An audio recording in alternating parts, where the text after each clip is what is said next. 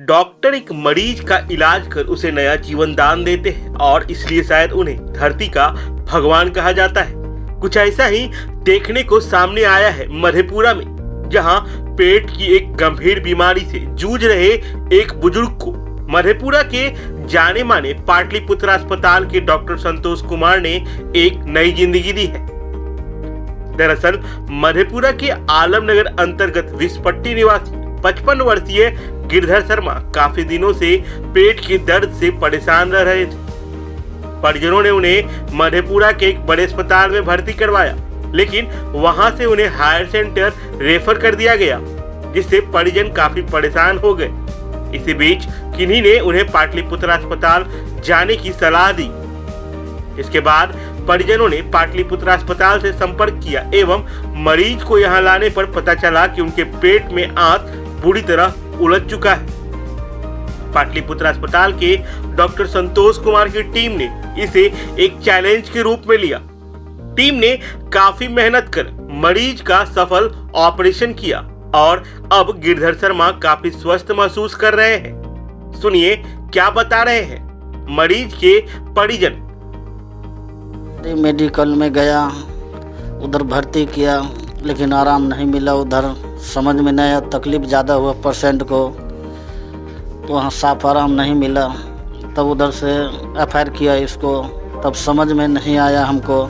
तब कैसे भी यहाँ आया ये हॉस्पिटल, तब डॉक्टर जो है ऑपरेशन किया है तो आराम है, चाय भी पी रहा है, खाना भी खा रहा है, आराम से है, कोई दिक्कत नहीं है। गिरधर शर्मा। उमेश शर्मा सर। घर मेरा गौरीपुर बरारा कोठी, इनका है विस्पट्टी आलमनगर।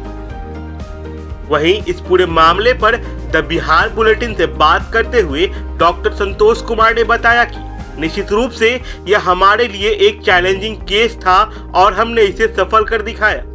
मरीज आज चल रहे हैं और चाय भी पी रहे हैं, जो एक पॉजिटिव साइन है। दिन पहले इंटेस्टाइनल ऑब्स्ट्रक्शन लेके आया, जो कि पहले मेडिकल कॉलेज में थे आप जी। वहाँ से आपको रेफ़र किया गया पटना जी। इनको पटना रेफ़र किया गया और ये मेरे पास आया। समय की कमी थी क्योंकि आजकल मेरा मूवमेंट थोड़ा ज़्यादा है, इनकी वजह से, इमरजेंसी की वजह से मुझे रुकना पड़ा। इनका मैंने जो इन्वेस्टिगेशन किया और जो फाइंडिंग आई, मुझे पहले ही लग गया था कि ये गैंग्रीन है, एब्डोमेन में ऑब्स्ट्रक्शन वजह से गैंग्रीन है। तो इनका early stage of venous stage of gangrene था। इनको इमरजेंसी लेप्रोटमी किया। इमरजेंसी लेप्रोटमी करने के बाद मैंने एब्डोमेन खोला। एब्डोमेन खोलने के बाद इनका जो बैंड था, जो ऑब्स्ट्रक्शन की वजह से, उसको रिलीज़ किया। रिलीज़ करने के बाद फिर बॉवेल को डिकम्प्रेस किया। डिकम्प्रेस करने के बाद फिर मैंने वॉश दिया इसको, प्रॉपर वॉश देने के बाद फिर मिड लाइन लेप्रोटमी को मैंने, आप देख सकते हैं कि मैंने इसको ओपन रखा है। जो जूनियर डॉक्टर हैं उसके लिए बहुत बड़ा मैसेज है, जरा सा भी आपको लगे इन्फेक्टिव पैथोलॉजी है तो आप इसको ओपन रख सकते हैं, क्लोज करने की ज़रूरत नहीं, आप सेकेंडरी सूचरिंग से क्लोज कर सकते हैं। तो ये है। करने के बाद ये मेरा पेशेंट 2-3 दिन, आज तीसरा दिन है और मेरा पेशेंट गैस पास किए हैं आप जी? किए हैं। हाँ, पहले से कैसा लग रहा है? पहले बहुत बढ़िया है, पहले से अच्छे हैं। ये गैस पास किया इन्होंने और एब्डोमेन भी बिल्कुल सॉफ्ट है। और ये मैंने एक राइट हेपेटिक रीजन में एक ड्रेन डाला है, एक पेल्विक में ड्रेन डाला है। ये कैथेटर है। यूरिन इनका खराब हो चुका, किडनी खराब हो चुका था, इनका क्रिएटिनिन 2.6 था, अब नॉर्मल हो चुका है, जो कि इंटेस्टाइनल प्री अर्ली गैंग्रीन की वजह से ये सिचुएशन होगा। ये राइल्स ट्यूब है, राइल्स ट्यूब से हमने किया है और ये इसका ड्रेन आ रहा है, ये ड्रेन इसका आ रहा है, जो कि अब कम है, 50-60 ml है। मैं इसको अभी ड्रेन निकाल के इसको ओरल स्टार्ट करूँगा। और अभी थोड़ा सा इन्फेक्टिव है यहाँ पे, तो ये जो एरिया है वो इन्फेक्टिव है। धीरे धीरे मैं इसको एंटीबायोटिक कवरेज से और इसका कल्चर लूँगा मैं, जो अप्रोप्रिएट एंटीबायोटिक होगा वो दिया जाएगा। और अगर सेम सेंसिटिव होगा तो सेम एंटीबायोटिक पे हम रखेंगे। पेशेंट अच्छा है, स्पायरोमेट्री कर रहा है। बाबा उठ के बैठ जाइए, आप उठ के बैठ जाइए। बाबा का स्टेटस भी अच्छा, परफॉर्मेंस स्टेटस, न्यूट्रिशनल स्टेटस अच्छा है। और बाद में ये थोड़ा सा हाइपोनेट्रेमिया में चले गए थे, तो और थोड़ा सा सोडियम इनका 127 था, जिसको करेक्ट किया गया। करेक्शन के बाद ये ऑब्सेंटी ऑल नॉर्मल। कैसे बाबा आप? बहुत है, पहले से ठीक? बहुत ठीक है, बहुत ठीक है। चलिए ठीक है, 90% बोल रहे हैं, ठीक है। अभी मैं इनको चाय पिलाता हूँ थोड़ी देर में।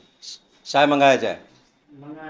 बुलाओ। सर, जो लोग इस वीडियो को देख रहे हैं उनके लिए क्या मैसेज देना चाहेंगे? मैसेज ये देना चाहता हूँ, देखिए इस तरह के केसेस जो होते हैं इनकी मोर्टेलिटी हर आवर बढ़ती चली जाती है, और आप जितना लेट करेंगे उतना ज़्यादा प्रॉब्लम आएगा। अगर मैं इस पेशेंट को पटना भेजता तो शायद ये नहीं बच पाता, ठीक। बीपी वगैरह इसका कम था, हार्ट रेट भी इसका कम था, ठीक है।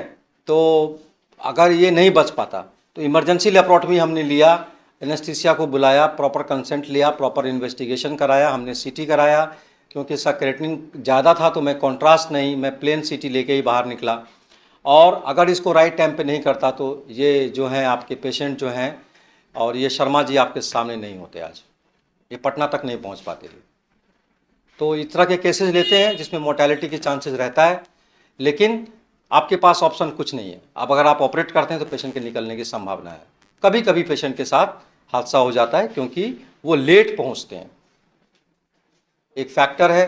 दूसरा फैक्टर है कि आप अगर फाइनेंशियली वीक हैं तो फिर हमको एंटीबायोटिक में प्रॉब्लम होती है, जांच कराने में प्रॉब्लम होती है, तो फिर आउटकम उस पर डिपेंड करना चालू कर देता है। और आप जितना डिले करते हैं, जितना 50 लोगों से पूछते हैं ये कैसा है, वो कैसा है, क्या कराना है, तो इन सब चीज़ों में आप कुछ नहीं करते हैं, आप पेशेंट की मोर्टेलिटी को, मरने की संभावना को बढ़ाते चले जाते हैं।